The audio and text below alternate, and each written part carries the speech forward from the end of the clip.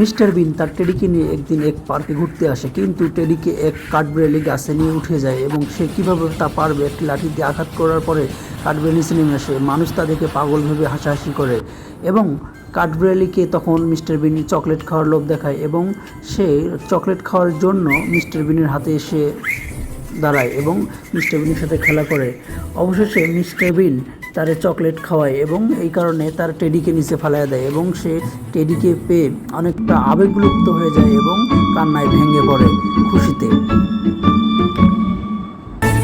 এরপর দেখে কাঠবিড়ালি তার লজেন্স খেতে এসেছে এবং লজেন্স নিয়ে পালিয়ে যায়। সে দেখে তা হাসতে হাসতে আনন্দতে নাচতে থাকে এবং অবশেষে অনেক খুশি হয়ে যায়। এমন অবস্থায় সে তার টেডিকে কোলে নিয়ে বাসায় ফিরে যায় এবং তার বাসায় গিয়ে তাকে বিছানায় শুয়ে হাতে নেয় এবং তার কাঠবিড়ালির দিকে তাকায়, তাকে অনেক ভালোবাসে। সে কাপটি এক কর্নারে রেখে সে তাকে কোলে নিয়ে আদর করে।